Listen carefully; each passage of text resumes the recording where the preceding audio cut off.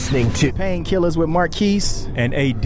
And this is your dose of getting rid of all your pain. We're gonna talk your pain away. That's right. We're gonna talk your pain away, man. How you feeling today, man? I'm good, bro. You good? Man, I'm feeling great, man. Me too, Super man. excited to be here today, Me man. too. Talk about a new subject. You know last time we talked about relationships and friendships. For sure. You know, we got kind of a little carried away because Big time. We went it went real long, good. but it was good. It was good. It was good, man. People was texting me and stuff. I was just like, they was like, did I make the cut? I was like, if you texted me, you probably did, but yeah, I don't know. Okay. Talk to us about what we're gonna be talking about today. So, man, today, man, we talking about this, man. I don't know about anybody else, but I know that in the past, I've always had my running shoes on. Facts. So when things got difficult, I would run. Yeah. So we're gonna talk about it from two different angles, though. Yeah. I hate my job, so I'm gonna run. Ooh, boy. Hey, patience. We hope you are ready. We going there today. So, hey, For sure. Keep it locked in right here. If there's some medication I could take to make me wanna hate you and kill this ache. If there's some medication I could take, you know I would do it. But they don't got a pill for this.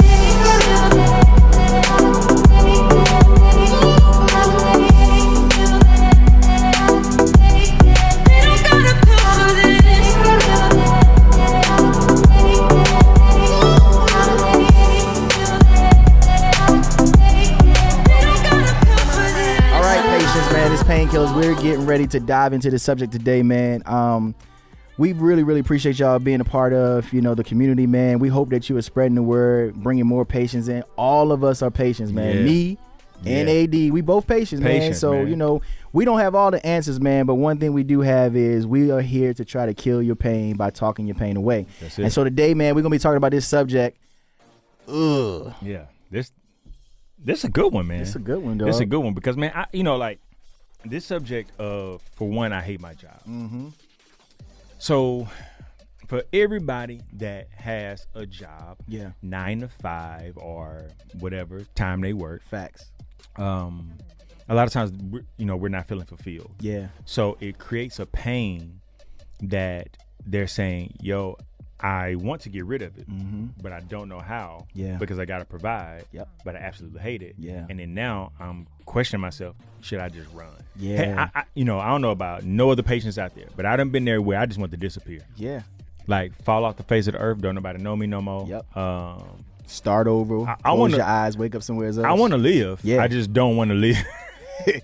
And this job in this city, in this Bingo. community. Bingo. Yeah. You know what I'm saying? So let's tackle the job situation because I think that's the root Yeah. of the issue. Yeah. Or maybe it's not the root. Maybe we'll find out through conversation. Yeah. But I think the mechanism, the coping mechanism, is running. Where Facts. anything that's difficult will always be tempted to run. Yeah. And I think we've been taught that way. Mm-hmm. I think, growing up, you learn from the notion of, hey, if a stranger does something, run. Or if this ever happens, run or whatever. Yeah. And then I think we start applying that to every areas of our lives. Man, for sure. And especially as men, bro, like I can just talk for me. Like I am a straight up ghoster. Man. I will abandon somebody in a relationship and just stop answering their phone calls, stop texting them back. Are you serious? What? Well, Bruh. Yeah, I can see it. Man, I can I'm not see even it. going to touch that one, but yeah, bro, like, I'll be like, because it's like sometimes when we don't have the words to say, we just rather just disappear. Or if we believe that those words won't be comprehended well. Oh, that's good too. Because a lot of times, Yeah. like, we'll be like, oh, I don't have the words to say. But we already know in previous situations where I tried to communicate what I Yep. felt, And it didn't come across it well. didn't come across right. Yeah. So I might as well not even talk. That's true. And I think that causes a problem on both ends. So Yeah. when you deal with like, all right, I don't like where I am. I don't want to be here. I don't want to work here. This is not my passion. Yeah. I think even with this pandemic, bro, so many people now are realizing what they do is not what they want. And this is a hard scenario to good, be man. in because now you got two dichotomies. You got, I need this pay because it's already hard right now. Yeah. But now I don't really have no other options. I don't have nowhere else to apply or go. Or do you come to that grip and say, you know what, maybe it's time for me to bust a move and start my own company or start my own business? Yeah. But I think those are the real hard questions that we have to have, you know. But I will say this too, though, AD. I think our culture teaches us how to exchange our time for money. Okay. No matter whether we like it or not. Explain that, though. You know, like dive into that. Yeah. So when I talk about exchanging time for money, it's like we understand that in order for us to survive or live, we need to have income, right? Sure. And most of the time, the only way we get income is by giving our time in return for cash or for a paycheck every 2 weeks, every week, or, you know, it may be every day when you're doing contract work or whatever. For sure. But you want to get to a place where you have the ability to have your time back, but still have some type of income coming in, and you're passionate about the way you're making that income. Bingo. Most of the time you do it through entrepreneurship. You can do it through, you know, certain types of things that people love or need services wise and stuff like that. But I think a lot of times now we lock ourselves into 9 to 5s. I'm a work here. Like our grandparents worked at a job for 30 years. Mm-hmm. Then they retired. Mm-hmm. Bruh, you can barely get somebody to stay with a company for a year. You can barely get somebody to stay with a company for 30 days. Facts. They be like, I'm not fulfilled. I'm bored. I have so much in me that's not being nurtured at this job. And then they go home, you know, feeling like, I don't want to go back here. And they probably are suffering from anxiety or depression, or they just don't want to be passionate about it. And I think it's causing a whole bunch of other things that come, you know, by way of that. And I think a lot of people live in if you don't learn how to have stick-to-itiveness, you will find yourself repeating the same thing every single time. For sure. Because we'll say to ourselves like, well, I just don't like this boss. Mm-hmm. And then don't realize that if you leave there, you're going to have a boss somewhere else. Yep. Or like when we were younger, we say, you know what, I just can't wait to move out of my mom's house, because once I move out of my mom's house, ain't nobody going to tell me what to do. I'm going to do what I want. I'm going to go where I want. I'm going to come home when I want. I'm going to play my music as loud as I want. And then you move out and you get an apartment, and you now have a leasing agent telling you Bingo. How long you can keep your music up, what part you need to turn it down after a certain, like, it's no matter where you go, you're going to be governed by rules, regulations, and parameters. And I think sometimes we don't really understand that that's truth. Yeah, but you know, and I think another part about that too, bro, is that for one, we have to, like you said, we gotta learn that somewhere somebody's gonna be kind of governing a certain thing, no matter what level you get to, right? You know, even when you are an entrepreneur, you starting up your own business, like there's a thing called the IRS. Oh yeah. You see what I'm saying? Like you gotta, you know, you got somebody you gonna answer to. Facts. All your money and all your income. Facts. So understanding that, but then wrapping our mind around that and saying, yo, I can still be my own boss. Yeah. And I am still a leader. Yeah. Even if I'm working for another company. Yes, sir. The concept is this. We think that we are our own boss because we started up a business. Yeah. Some of us don't have the discipline to work for ourselves. Stay right there. We just don't. Like that's a desire, that's a fantasy, but you need to make sure your discipline matches your desire. Absolutely. And so what will happen is you overlook the fact that you are your own boss, even if you work for Amazon, or if you work for whoever. Yep. I'm a boss because I know how to control me. Yeah. The problem is we want to be a boss to control people because we don't have the ability to control ourselves. So the antidote for us packing our stuff up and running is your ability to hone yourself in and to control yourself. Absolutely. Because we don't have control over ourselves, we immediately want to control somebody else. Yeah. That's what we want to do. I'm gonna tell you what you should do, and I'm gonna tell you what you need to do, and I'm gonna tell you what you should be liking and what you should be doing by now, and with your age and you at this age, you should be doing this. Yeah. But we don't have control of ourselves. You can't control your anger. You can't control your attitude. You can't control your emotions. Your emotions run rampant in your life. Yeah. So we love to start up our business as an escape a lot of times from the structure, from structure and responsibility that we need. Yeah. And I think you hit it head on, man. Like, at the end of the day, we have to dig down deeper into why I don't want to be here. Man. Whether that's a job, whether that's a relationship, whether that's a freaking, organization. Like, why do I like to just ghost people and run? Like, what is it? Is it the responsibility of taking ownership and being responsible, or is it something in me? So you said, is it something in me? Yes. Like, and so I'm gonna be honest with the patients on here, and honest with myself as a patient. Yep. Y'all, every time I would get frustrated. Are you getting ready to diagnose yourself, Dr. AD? Let's go. Am. Every time I would get frustrated, and every time any friendship, relationship, or anything made me self-examine, or I was just going through a rough season in my life. Yeah. I would just up and disappear. I did the Dr. Boom. I mean multiple times. I wasn't going to say anything, but since we're here in the doctor's office, like, bro, let me tell y'all, AD. No, I'm just being transparent. And I'm you know just what's crazy being though? transparent. This is an aha moment. Yeah. Because now I see what made me mad about you is what I did to other people. Bingo. Oh, we both was ghosting people. That's crazy, man. That is crazy. Man, yeah, AD used to just like disappear. Yeah, for like months, weeks. I have this thing. Like, okay, wait a minute, because you digging in, you digging your heels in now. I have this thing where I will be going through my own personal battles. For sure. And because I don't know how to articulate, or I didn't know, let me say that, because I'm learning now.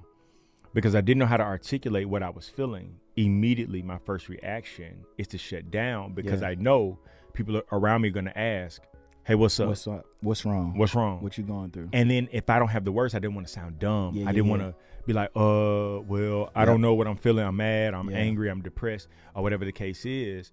And because I didn't want to be questioned about an emotion that I didn't want to touch, then I would just separate from people. I would separate from the people that cared, because the people that cared are going to ask. And not only are they going to ask, they're going to respect what you say after your emotions feel the way that they feel. And they're not going to take it personal. I can't tell you how many people take your place of what you're feeling right now personal towards them. It's a direct reflection. It hits me. It's an indictment on you because I'm going through something. What? You got me. But what about me?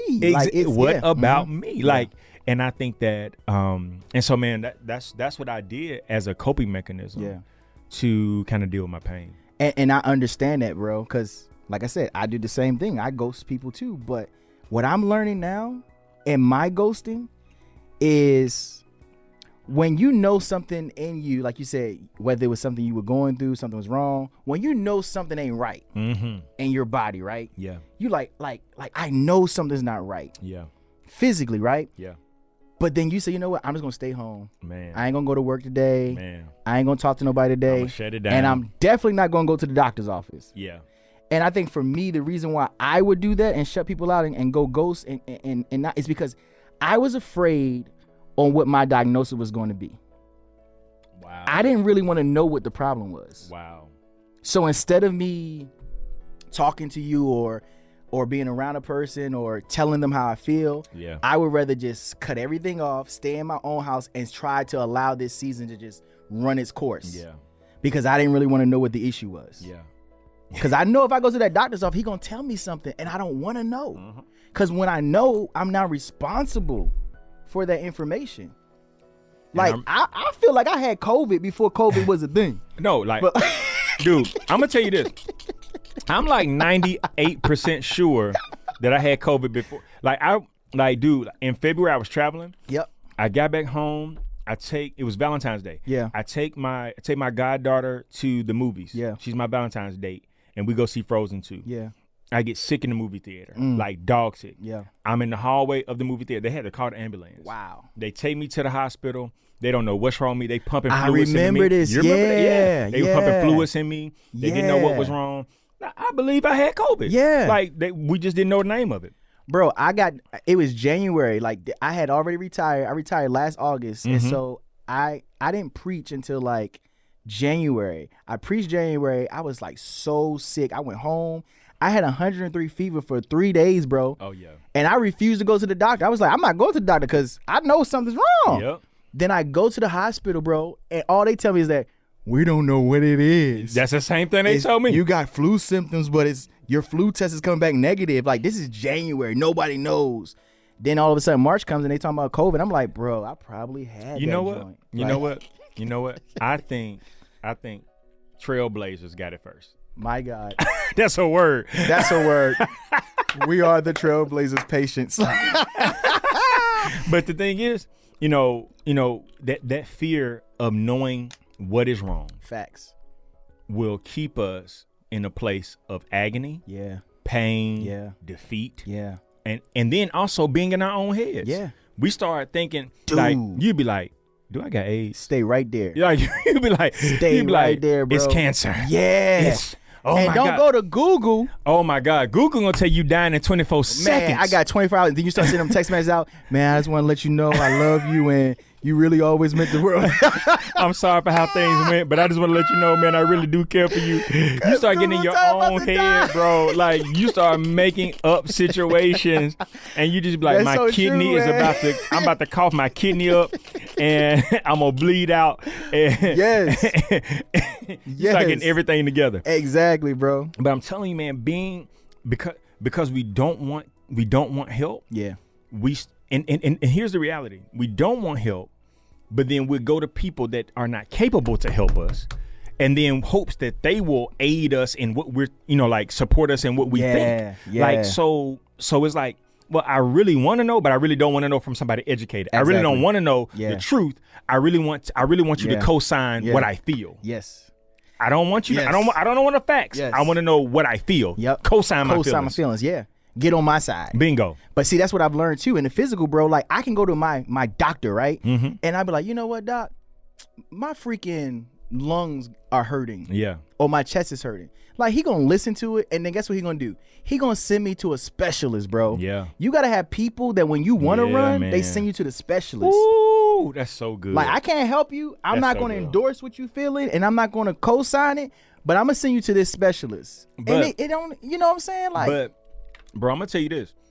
But you need people that are not trying to over talk and over educate or act like they have all the answers. Yeah. Because your doctor has to have a humility factor Right. to say, yo, I know That a ain't little bit my about area. this, but it's not my area. Yeah. And majority of the people in our lives want to act like they're better or smarter than what they really are in that particular area. It doesn't mean that you're dumb. That's true. Like, I mean, I say this all the time. Like when it comes to business, I always defer to you. I'm like, yo, I'm trying to learn this. Yeah. Or, hey, bro, what do you think about this? Yeah. And it doesn't mean that I'm stupid. No, not at all. What I'm saying? Nor do I view you as that. Exactly. Yeah. You see what I'm saying? But I got to get out of my own head to feel like, oh, I can't ask him for help. No, I got to defer to something that I know that is proven, that I've seen it work. I've seen him do this. I've seen him do that. Right. So, but I think we got a lot of people in our lives that don't want to be honest to say, yo, I just know a little bit about that. I don't know enough. Bingo. So you might want to go and talk to this person. Yeah, but I know this person who I talked to when I was going through that. Bingo.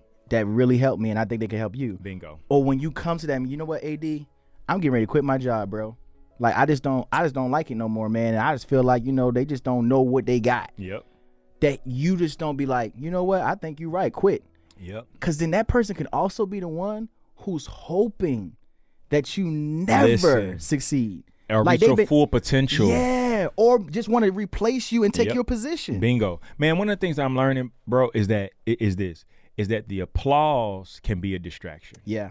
Like a lot of times people will applaud you because you made it to level 8 when you're really supposed to be on level 20. But because they on level 10, they 2 steps ahead of you. They applauding you for making the level 8. Yeah. Man, you good right there, bro. You good right there. Driving that, boy, that fits you. That's enough. Yep. But they see the potential in you, but they just hoping you don't see it. So they're saying, stay at 8 because now you're getting too close to me. Facts. And I don't want you to surpass me. Yeah. Like, you got to have people in your life that want to see you become, do the totality. Everything. Like, yo, like, I feel like, yo, if my friends are multimillionaires, like, yo, I want them to be multimillionaires because if I'm connected to them, guess what? Yeah. You see what I'm saying? You're like, in reach of it. Bingo. Everything that I'm connected to shows me what is tangible for my life. Absolutely. And then if there's somebody that I'm mentoring or whatever the case is, and I see the potential on them to be even greater than me, and if I'm a millionaire and I see the potential for them to become a multimillionaire, guess what? I'm going to coach them to become a multimillionaire, and then not necessarily for the sake of saying, oh, I had my hand on them or, oh, I helped them. Facts. No, I just want them to see them become everything that they need to become. Absolutely. And I live by this, man. You made a statement. You talked about the crowd and the applause. Like, this is a statement that I live by, bro. Like, the crowd sees you. Mm-hmm. The coach Yeah. is invested in you. Yes, sir. I can't listen to the applause of the crowd, Man. because as soon as I start failing, they'll start booing me. They are not consistent. But the coach, yes, sir. he's invested in me when I'm doing good. Ooh, that's so and when good. I'm doing bad, bro. That's so good. So I got to listen to the coaches in my life. That's so good. Not the crowd. Like, bro, it'll be people be like, oh my God, you're so amazing. You're amazing, until I fall. Yep. Oh, man. But that mentor, that coach, or that friend, like, bro, I can't run from them. Bro, I can write a whole book about that. Like the support when you up. Yes, sir. But the rumors and gossip when you down. Like, Yeah. like, and I'm telling you, man, it is the the foundation of everybody's or people, viewers. Yeah. It is the foundation of a lot of conversation. Absolutely. It's the ability to, like, for one, that's why you need coaches. That's why you need mentors. Yeah. That's why you need people in your life Yep. that are truly, truly, truly invested in you. Yeah. That their investment is not predicated on your performance. Dude. Their investment is Nugget, not guys. Nugget, guys. that, Nugget. you know, like, their investment is not predicated on your performance. So their investment is not predicated on your performance, Patience. Think about it. Think about it. LeBron goes out and he has a bad game. Yeah. The next day, every critic, he done fell Headlines, off. everything. He done fell off in 18th year. He done fell off. He had a terrible game. Yeah. Blah, blah, blah, blah, blah. But Frank Vogel looks at him and says, I know what he do every day in practice. Facts. I see him pull up at practice. I know what he's capable of. Facts. You know what? Send him a text. Hey, LeBron, I see you in 2 days. Yep. All good. Rest up. Take care of yourself. He come out and score 60. The next game, they be like, oh, the king is back. He never left. He never left, bro. The coach invested in him. There you go. The coach invested in him, man. There you go. So we need people in our lives, bro. Yeah, we do, man. That when we want to run. When we want to run, it's just saying, yo, like, you just got a bad performance day. That's it. Chill it out. Go sleep. Lay it down. Get something to eat. A lot of times we want to run because we're hungry. We ain't had no food. Like, that's whatever, a fact, you bro. know, you're not yourself when you're hungry. Exactly. You know, bro. That's a fact. So what's your prescription for the people today? Man, my prescription for the people today, just listening, man, whether you hate your job, whether you want to run from the job, from the relationship, from whatever, I'm going to prescribe to all of my patients today, whoever you are, what you're dealing with. I want you to do this one thing for me, all right? This is your prescription for today. One thing. I want you to sit down and ask yourself this question. Do I want to run because I don't like who I'm under? Or do I want to run because I know there's more in me? Let me explain real quick. I got 2 seconds to explain this. Let's go. If you are running because you don't like who you're under, you may abort learning all the lessons so that when you become the CEO or the boss, that you don't duplicate who you did not like. Yes, sir. And sometimes God puts you under a Saul so that you don't become the Saul. Yes, sir. Whoo. That's my prescription to the patients today. Woo. I co-sign that prescription. And I just ask you this, like, when it comes to your job, and people ask us all the time, like they'll email us or you know, they ask all the time, why are you not pastoring no more? Why are they, you know, are they asked, well, I see you're in your purpose. Yeah. How'd you find your purpose? That's so good. And this is the question that I would ask you for those that hate your job, you want to run, is this. What would you be doing if money was not an object? If I gave you $100 million right now, chilling at home is only gonna last so long. You know, you're gonna buy the house of your dreams, you're gonna buy the car of your dreams, you're gonna take a vacation, but it's only gonna last so long. After a while, purpose is gonna kick up in you. Facts. So what would you be doing if money was not an object? And the reality of it is that if you say, well, I'd be acting if money wasn't an object, you still gonna have to answer to somebody. There you go. So wrap your mind around it. Whatever you be doing if money wasn't an object, there is somebody that you're still gonna have to answer to. So man, like, look, these are our prescriptions, so you gotta go fill it. Hey, go fill a prescription, man. There it is. This has been the Painkillers. You know it. Marquis. AD. Hey, until next time, man. Patience, we love y'all. Go get those prescriptions filled. You know what to do. Don't forget, you can join us every Monday night on Medication Mondays on Clubhouse at 9 p.m. It's an extended conversation from the Painkillers podcast. Clubhouse, Monday nights at 9 p.m. Medication Mondays.